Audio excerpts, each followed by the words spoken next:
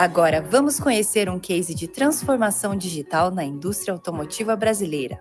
Fundada em 1973, a Tecnocurva é especializada na fabricação de conjuntos tubulares curvados, soldados, estampados e usinados para automóveis, caminhões, ônibus e máquinas agrícolas. Com sede em Mogi das Cruzes, São Paulo, é uma das principais fornecedoras de conjuntos tubulares para montadoras em todo o país. Nos últimos anos, a empresa vem investindo na modernização dos seus processos, incluindo a implementação do Opcenter APS, avançando no planejamento e controle da produção. Chamamos ao palco Leandro França, analista de PPCP Sênior da Tecnocurva.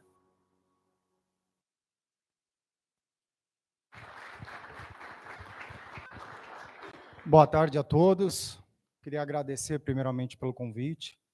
É uma honra estar nesse evento, prestigiando assim pessoas tão alto gabarito, Henrique, presidente da Siemens, os presidentes das empresas que antecederam.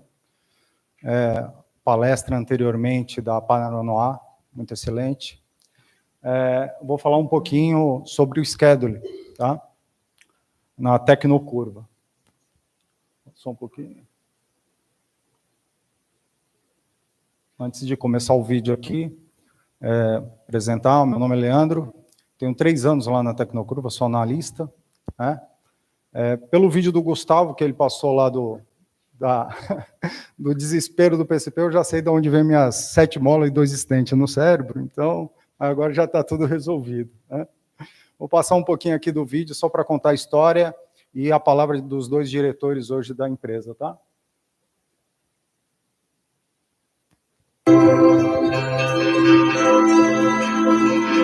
A nossa empresa é familiar, começou no ano de 1973, comigo e meus irmãos. Começamos com a cara e coragem, máquinas nós tínhamos dava para contar nos dedos, 2, 3 máquinas. Trabalhávamos até na rua, né? Na calçada, para fazer peça. E aí foi começando a Tecnocurva. Nós precisávamos arrumar um lugar para trabalhar.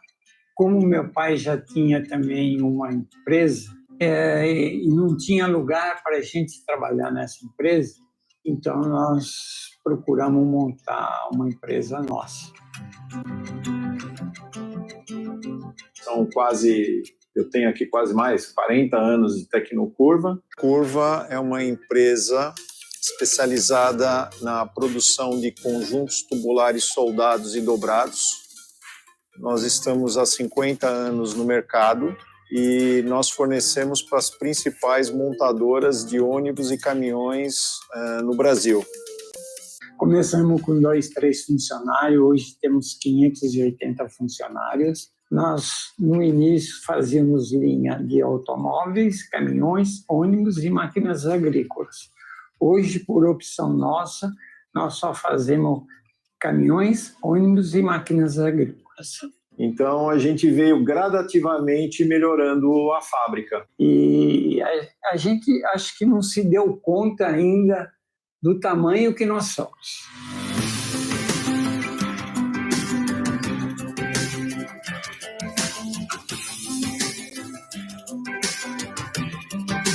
Hoje, se eu tivesse um arrependimento, é de não ter começado antes.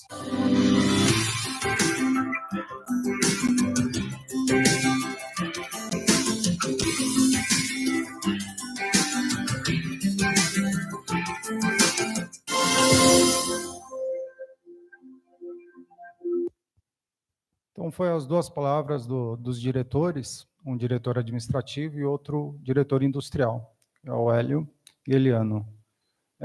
Como eles bem falaram, então, a gente teve que ir se modernizando para ir atendendo a demanda desse mercado.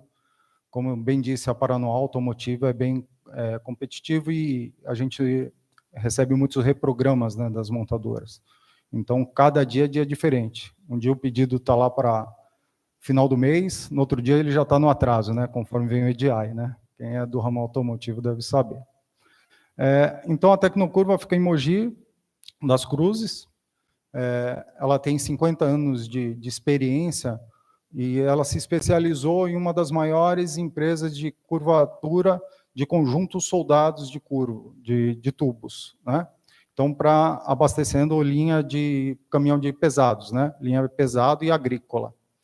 Ela tem a capacidade de dobrar, conformar tubo de 8 milímetros a 150 milímetros. Né? Ela está instalada num parque fabril de 25 mil metros quadrados de terreno e 15 mil metros quadrados de área construída.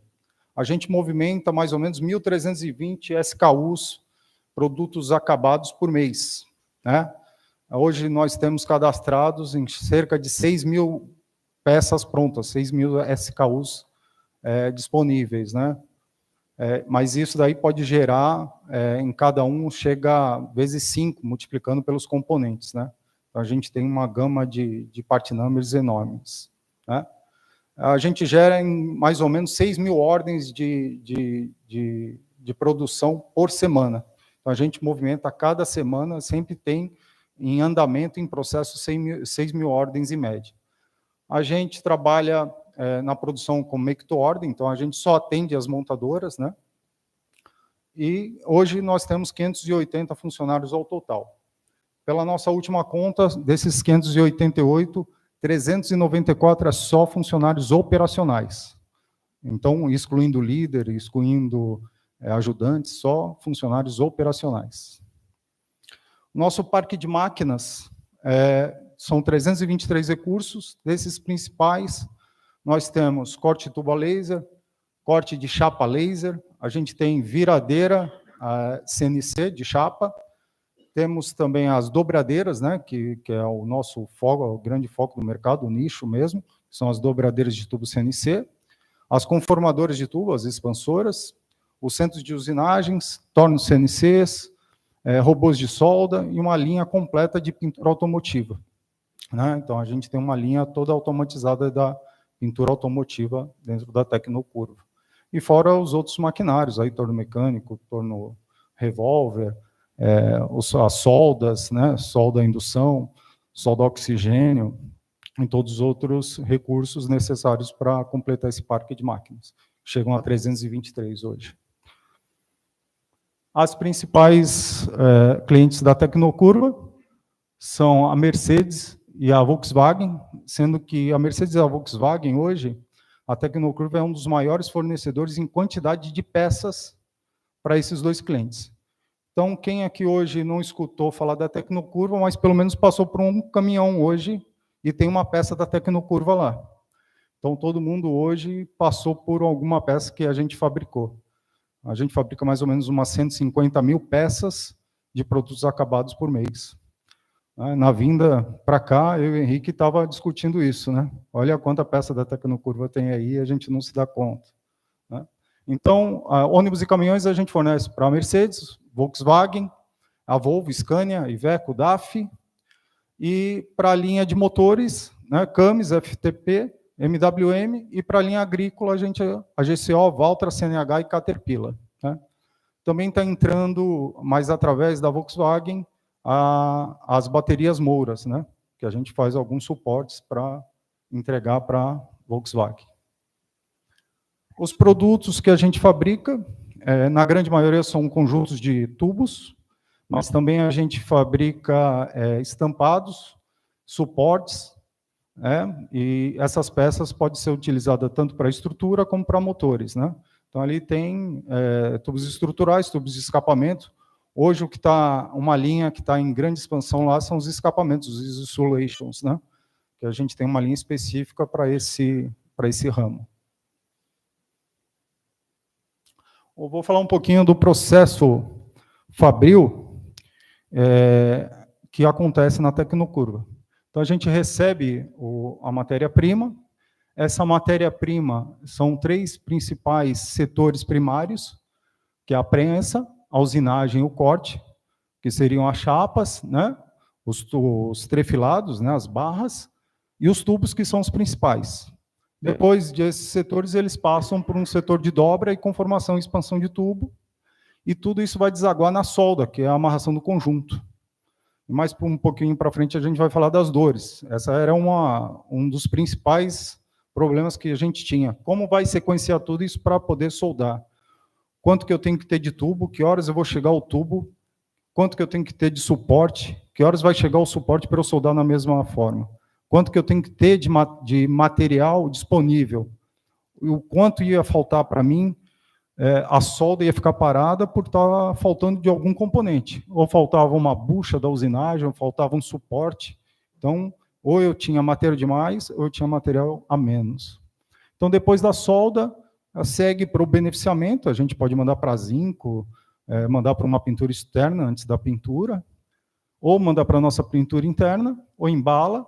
Às vezes também da pintura interna pode ser para outro tratamento, dependendo dos níveis de estrutura. A gente também tem componentes, sei lá, bem complexos, né? Como passou um vertical, que é o escapamento ali que vai atrás dos caminhões ali, ele tem uma estrutura bem complexa ali.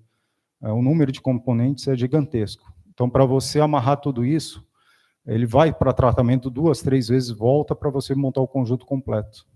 Tá? E tudo isso depois para embalagem, acabamento e expedição para os milk runs das montadoras, né?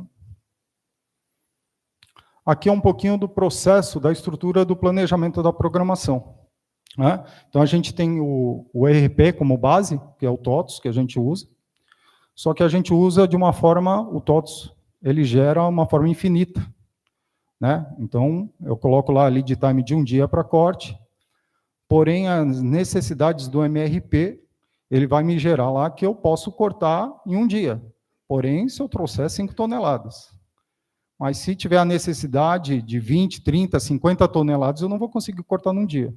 Então, quando a gente joga essa massa de informação para o APS, ele fala lá, aí, bonitão, você comprou 100 toneladas de material e você falou que ia cortar num dia, você não corta num dia.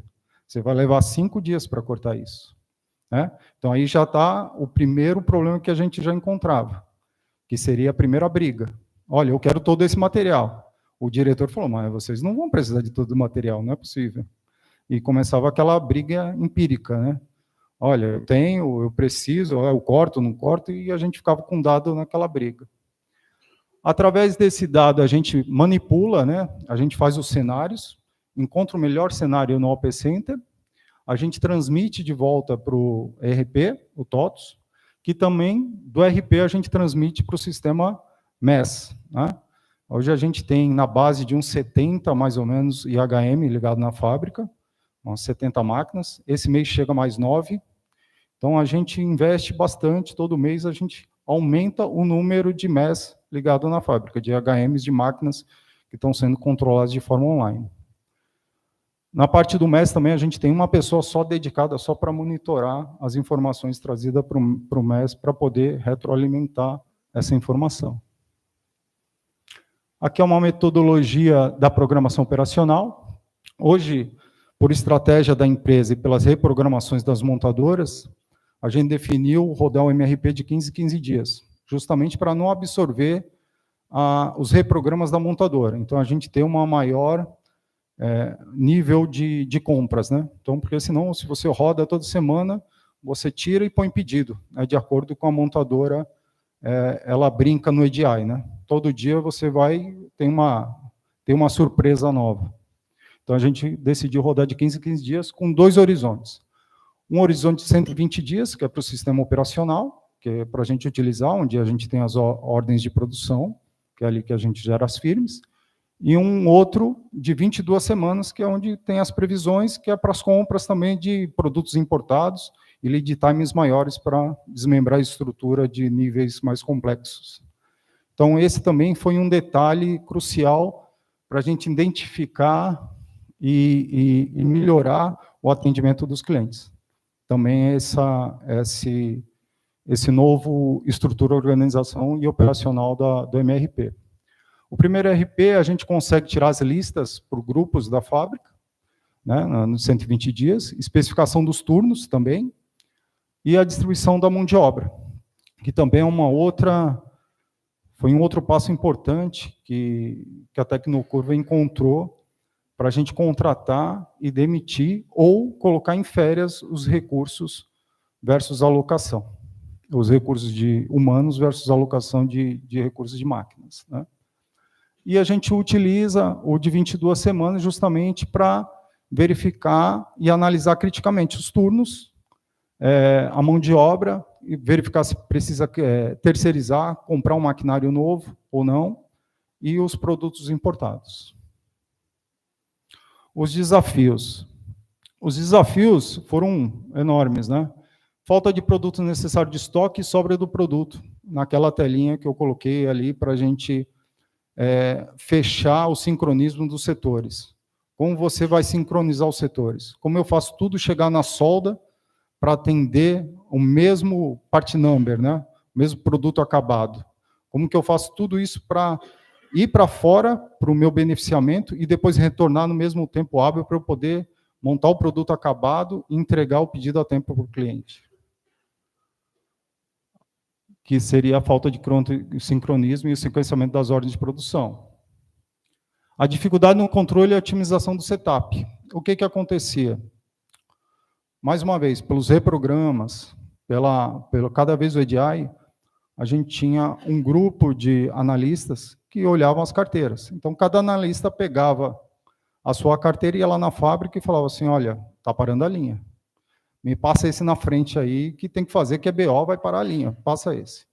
Então, eu trocava o setup da máquina. A gente tem máquina lá que o setup é 3 horas de setup, uma máquina grande. Daí, eu já participei disso.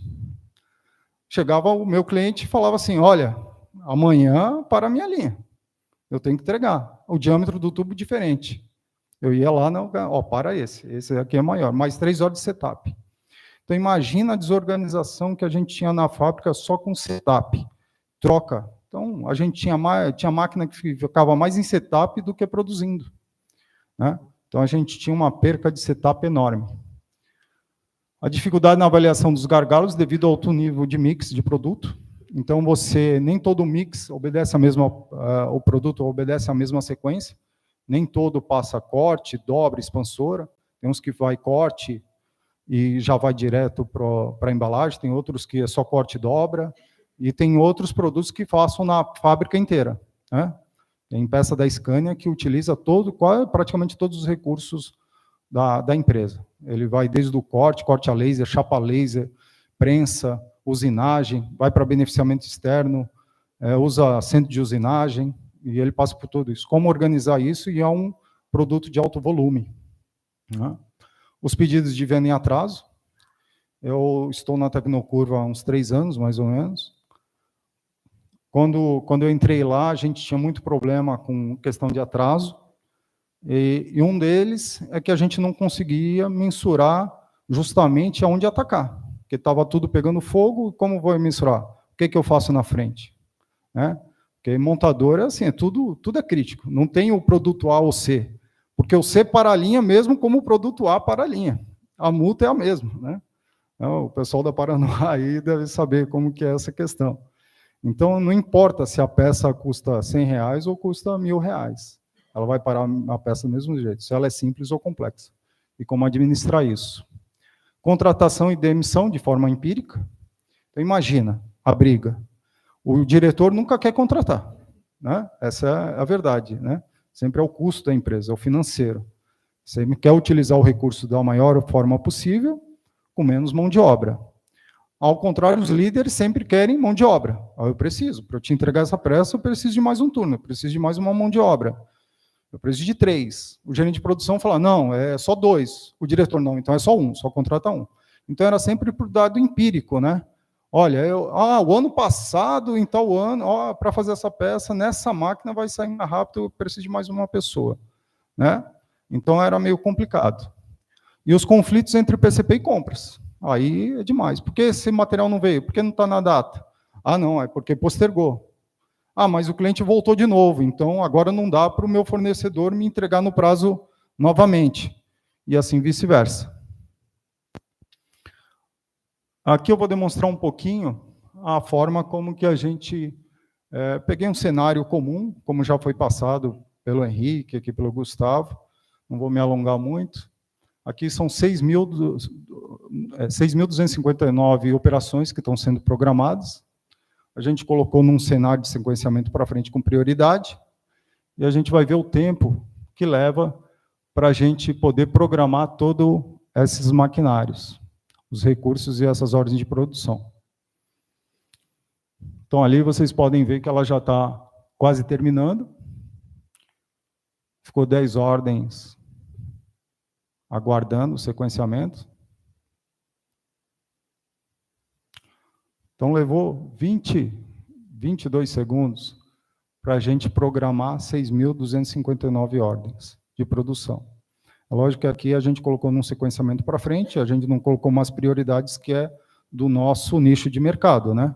Que a gente vai sequenciar e a gente vai padronizar.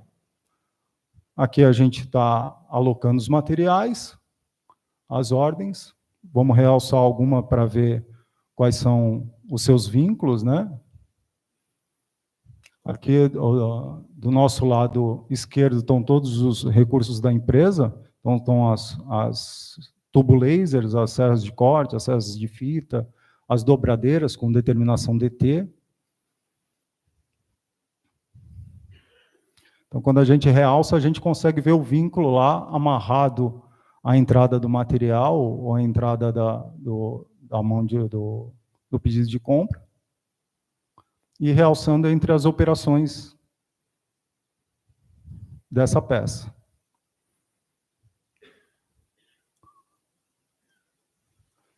Agora, o que a gente utiliza, e a diretoria se baseia muito nos relatórios gerados pelo OPS. Então, aqui está um relatório da lista de falta, como é que era feito antes. Então, a gente tinha uma lista de falta, eu tinha só o estoque e a quantidade que eu tinha para comprar. Esse é um relatório que a gente tem das ocupações de recursos. Então, aqui eu tenho o meu recurso, o calendário que ele se encontra, horas disponíveis, as horas que eu tenho ocupadas, e a porcentagem de ocupação.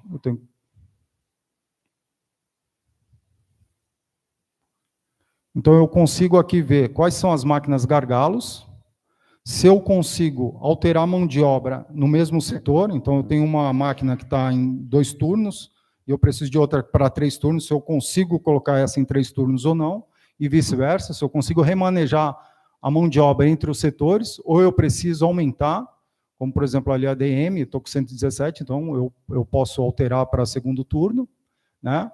Onde eu tenho ADM 2 turnos, eu posso remodelar para 2, ou se eu tenho que fazer, ou passar para outra máquina, e aqui a gente já tem cadastrado os recursos alternativos também, se eu tiver alguma manutenção que eu tenha que colocar nos recursos, né?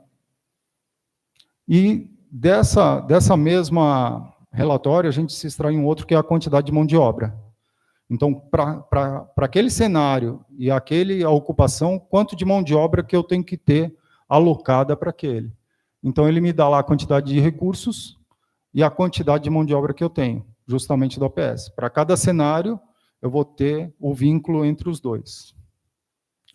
Então, na lista de falta, anteriormente, eu só tinha uma briga com compras, né? Eu só levava essa lista de falta, falando, olha, o meu estoque tem 1.900, a quantidade faltante é 273 quilos. Como que eu vou fazer? Né? E a gente tinha essa reunião, era eu jogava isso numa planilha, e eu tirava mais tabelas do RP, cruzava com saldo e outros pedidos de compra. Hoje,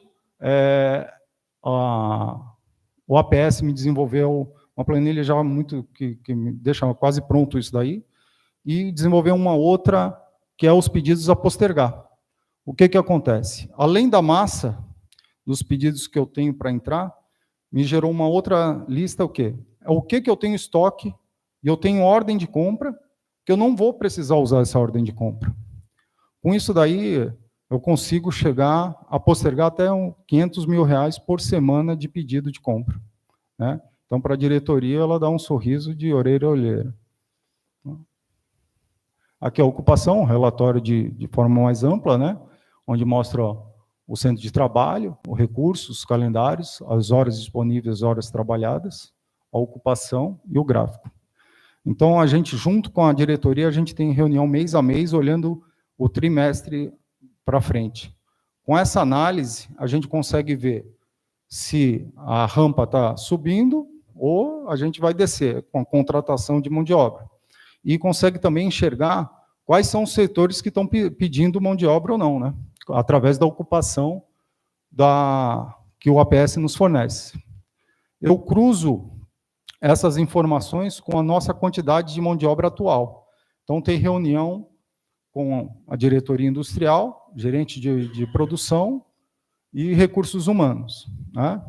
Uma das diretrizes hoje do diretor, que aconteceu até ontem mesmo, que teve a reunião de mão de obra, foi o seguinte: a gente estava discutindo mão de obra, chegou num determinado ponto, o setor de corte, quando precisa, o gerente de produção falou, olha, eu preciso de 2. Ah, Leandro, quanto você precisa aí? Quanto que o APS está falando? O APS está falando só 1. Ele vira para o gerente de produção e fala, você não está acreditando no sistema? Então, assim, o diretor hoje, ele acredita no APS. Então, também foi um ponto importante. Ele se baseia tanto na reunião de mão de obra, quanto na reunião de materiais, ele usa o APS como referência. Então, ele pega o que está faltando no APS e o que está de mão de obra também, para poder se balizar nisso daí. Então, hoje também foi de grande importância para a gente do PCP se basear e ter esse aval do diretor industrial da empresa. Os resultados foram, através dos relatórios de falta, a gente conseguiu 18% de compras, então a gente conseguiu integrar os setores. Então, através do APS e o PCP, a gente conseguiu que compras e financeiro ganhasse 18% semanal, então melhorando o fluxo de caixa da empresa, 30% de estoque de redução de PA e 60% de estoque de produto em trânsito, em processo, que seria aqueles estoques de, eu tenho mais tubo do que tenho suporte, então a gente ainda tem que ter um pouco de estoque de componentes, que é para alimentar a solda e poder ter o produto acabado, pela complexidade das peças, mas a gente conseguiu reduzir 60% dos produtos em processo. Há uns 15 dias, acho que o Henrique foi lá, ele se assustou, ele falou, pô, tem pouca peça na fábrica, né, Leandro? Eu falei, não tem pouca peça, tem necessário, né? E 20% no atendimento de pedidos. A gente tem um cliente especial que, como bem disse a Paranoá, a gente é mensurado pelo Delivery Precision, né? Então, há mais ou menos 2 anos, a gente atende esse cliente a 100%. É uma cliente que a diretoria não deixa atrasar. E é um cliente que ele não reprograma. Então, também ele não pode ser penalizado pelos que reprogramam, né? Então, um cliente que mantém o EDI, a gente tem que atender ele 100%. Né? Porque qual que é a desculpa? Qual a desculpa não, né? Qual que é a verdade? Quando o cliente fala, mas por que essa peça está em atraso? Mas você colocou já no atraso. Por que você está com 10% de itens em atraso? Porque você reprograma, porque eu te atendi o reprograma, né? Então muda a mix, né? Dependendo como os caminhões são vendidos, quando tem agri-show, quando tem algum evento, se vende mais e muda a mix.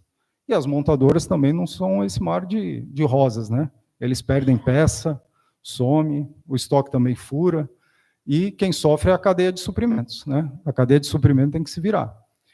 E também a gente tem cliente que, se não responder em 24 horas, é aceite, né? Então, peça que nem existia no nosso EDI, ele coloca lá para entregar na semana que vem. E a gente depende de produto importado ou de uma matéria-prima específica, que é um aço inox. Como que a gente vai fazer? Se a gente não responde, a gente paga a parada de linha. Então, a gente tem que ter analista ali, full time, olhando os reprogramas dessas montadoras. Pessoal, muito obrigado. Acho que eu bati o tempo aí, né, Edu? Deu? Obrigado.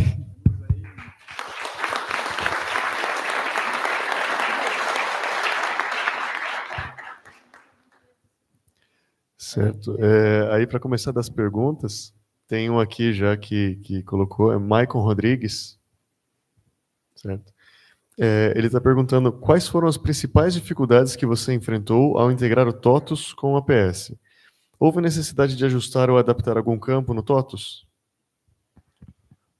Eu, na verdade, eu não cheguei a participar da integração do sistema, certo? Eu estou há 3 anos, o sistema já tem um pouco mais. mas assim, a integração sempre é a questão dos dados, né? Você sempre tem que ter os dados corretos. Até hoje, o OPS, né, o OP Center, ajuda a gente em manter os cadastros atualizados. Porque numa importação ele vai dar divergência lá, ele vai acusar críticas no processo de importação. Então a gente reporta essas críticas para a área de engenharia ou a área que seja pertinente para alterar esses cadastros e atualizar. Então, eu creio que sempre a parte mais impactante seja a parte de cadastro, né? Você tem um cadastro bem apurado dentro da empresa.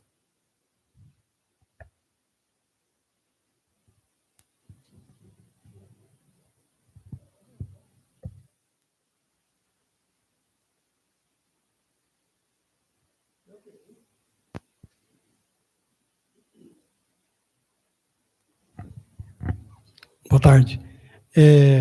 A programação que você faz do scheduling, você, por exemplo, você tem um centro de trabalho e tem mais de uma máquina, né? E o scheduling você consegue fazer por máquina. E se nesse centro de trabalho, por exemplo, você tem máquinas com diferente velocidade de processamento, como que ele trata isso? Na verdade, a gente tem roteiros alternativos, né? Então, nós temos peças bem específicas lá. Tem peças que só saem em determinada máquina, tem peças que saem mais de uma máquina, mesmo sendo a mesma bitola, né? Por giro de curvatura dela. A gente pode colocar a eficiência da máquina menor ou maior, né? Através desse parâmetro. E a programação, eu também, através do scheduling, eu posso realçar só a máquina que eu quero programar. Ou também eu posso voltar. Se eu tiver uma máquina que eu vejo que ela tem pouca ocupação, eu jogo as OPs previstas para o schedule e volto firmando para dentro do RP. Isso é uma prática que a gente faz também, né? Para dar carga em tal recurso que não está ocupado, né?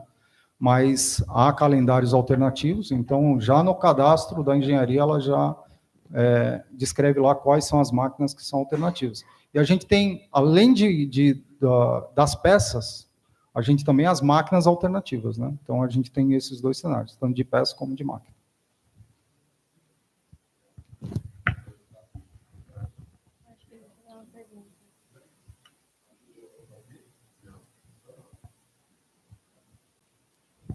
Agora sim. Queria ajudar o nosso amigo Leandro na resposta da primeira pergunta e dessa também. Em relação à integração dos dados que perguntaram, eu, junto com o Gustavo, participamos desse projeto, desde o começo. Então, o Gustavo era o consultor na época e eu era o gerente de projeto. E a integração por qualquer RP é o principal desafio do começo do projeto. Então, é um tempo que todos os projetos demoram para a gente estudar o negócio e definir as tabelas que vão ser integradas e ter um bom desenvolvedor, é importante também, alguém que conhece o RP para conseguir trazer a informação que a gente precisa para dentro do sistema. Então, é uma fase bem importante, eu diria que é a mais importante do início do projeto. Uma vez os dados consolidados, a gente dá sequência na modelagem com o consultor da PS3. Tá bom? Então, a integração, o Leandro estava perfeitamente... A resposta do Leandro foi correta em relação aos cadastros, né? Não adianta nada querer integrar sem ter o cadastro. Então, a sequência correta é cadastro, integração e depois o projeto começa, tá bom? Aí, em relação às máquinas alternativas, é importante salientar que, além, a gente consegue também ter tempos diferentes para máquinas alternativas, né? Você pode ter uma máquina 1 com 100 por hora e a máquina 2 com 1000 por hora. Aí o APS, às vezes, vai fazer na 100 por hora. Por quê? Porque a 1000 por hora está com uma fila gigante. Ele vai falar, essa 1000 por hora que está cheio de OP, está com a fila gigantesca, ela é rápida, mas ela está com uma fila grande, então ele vai pegar mais lenta. Tudo bem? Então, isso é bem importante também. Beleza?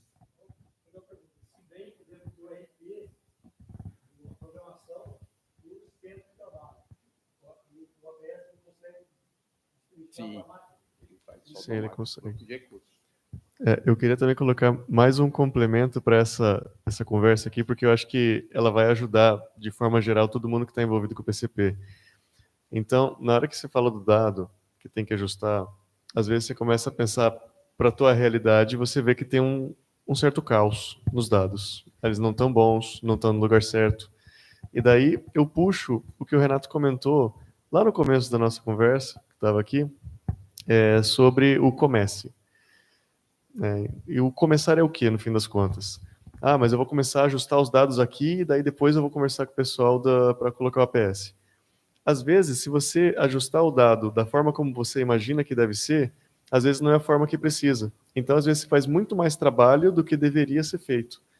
Né? Então, a ideia é a gente conversa e ver a situação que existe, né, nos dados hoje em dia, para falar, olha, a gente precisa tratar os dados dessa forma ou de outra. E por onde começar? Porque, de repente, você tem todos os dados de todas as famílias, de todos os produtos, que atrapalham tudo, né? Então, você pode setorizar por famílias ou por produtos que estão sob demanda para você ajustar esses cadastros e fazer isso gradativamente, tá?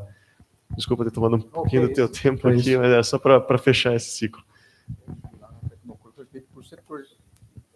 Fica toda, a gente faz por setor. Então começa por um setor, depois vai para outro, e aí gradativamente a fábrica inteira está no APS. Isso aí. A gente já teve experiência também lá de programar a fábrica por setores também. A gente tentou, já fez vários cenários, né? A gente tentou programar primeiro o corte separado, depois programar a estamparia separada, com analistas separados. E a gente viu que a melhor solução foi programar a fábrica de uma maneira só, única, né? Todos os recursos de uma vez, para ter melhor que o sincronismo. Então, mesmo na programação, a gente tentou vários cenários, né? A gente sempre... ali é a hora da gente testar os cenários, né? Ver qual que dá o melhor resultado para a gente. Vou fazer mais aquela pergunta, daí mais uma aqui, daí a gente vai para o COF, tá bom? Vou dar mais um recadinho e vamos para o COF. Boa tarde. Boa tarde. Primeiro, parabéns, né, pelo setor.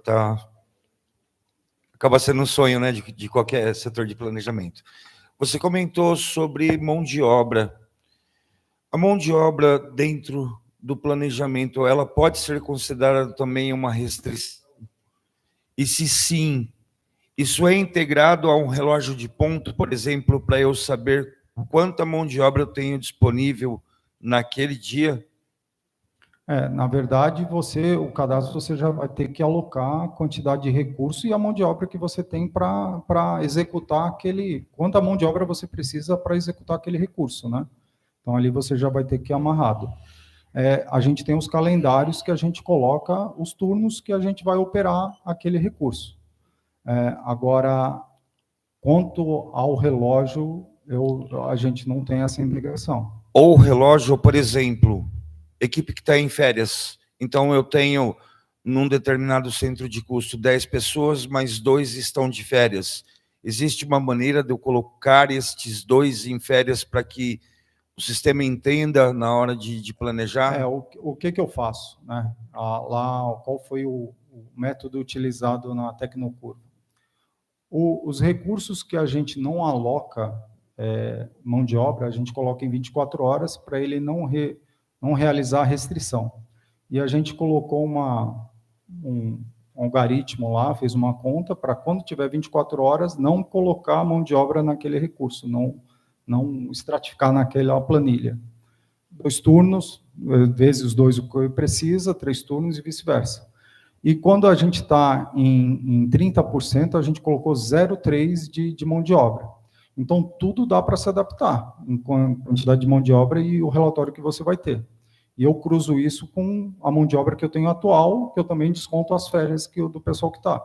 Então, ele vai me dar o relatório real de quantos eu preciso estar executando aquelas tarefas, né, aquele cenário. Só complementando, pessoal, a modelagem da Tecnocurva, ela tem a mão de obra como uma informação que a gente tem a opção de restringir ou não a mão de obra. Então, existe um flag lá que você pode falar, quero restringir a mão de obra ou não quero. Nós, na Tecnocurva, optamos por não restringir. Então, a gente não restringe a modelagem por mão de obra. Então, aquele relatório que nós desenvolvemos ali, eu e o Leandro que criamos juntos, nos últimos 3 anos aí que ele está lá com a gente tem um relatório que informa a quantidade necessária de pessoas. com base nos turnos. Então, se você a lógica é o seguinte: você tem um turno administrativo, é uma pessoa. 2 turnos, 2 pessoas. 3 turnos, 3 pessoas. Um turno, 1/3, 0,33. Entenderam a ideia? É uma lógica bem simples. E aquele relatório indica para a gerência quantas pessoas são necessárias para atender aquela modelagem. Então, o que o Leandro faz? Ele coloca todas as máquinas 24 horas, e aí vai lá e aí começa a modelar a programação, colocando um turno para tudo, aí atrasa tudo. Aí depois ele coloca 2 turnos para tudo. Aí ele vai vendo os impactos e vai ajustando isso, como se fosse um CAD. Tudo bem? Então é dessa forma que funciona lá. Então lá na Tecnocurva a gente não há uma restrição de mão de obra, a restrição é ferramenta, tem outras restrições, mas mão de obra é um informativo. Tá bom? Vamos lá, tem mais uma pergunta. Está com o microfone já lá? Quem? Ah, desistiu? Não, então tem aqui online a última pergunta. A gente faz rapidinho, daí Leandro faz uma resposta relâmpago aí. E vamos para o coffee, tá bom? Certo. Então, a pergunta... só para saber quem é a pessoa que fez a pergunta. Para poder. Certo. Então, assim, a pergunta é do Geraldo Fogaça, assim, ali no cantinho. A Tecnocurva já tem 100% da programação pelo APS implementada. Quanto tempo levou a implementação e se já está no ideal que vocês esperam? Olha, 100% a programação está no schedule, 100% hoje. Se eu não vou estar enganado, o Henrique pode me ajudar, começou em 2018, 2019, né? A implantação. Isso. Ela nunca está satisfeita, a gente nunca está satisfeito, né? A gente sempre tem que melhorar alguma coisa, a gente sempre está melhorando os parâmetros, a gente sempre está tirando informação. Uma das coisas que eu busco através do APS é a informação de dados que ele me fornece. Então, eu busco trazer para a diretoria as informações de simulação ao invés dos dados empíricos. Então, dos paradigmas e das melhoras, né, que a gente faz é a melhora dos dados, da informação para a tomada de decisão da diretoria e integração dos departamentos, né? É isso daí. Pessoal, Obrigado. Obrigado, Leandro.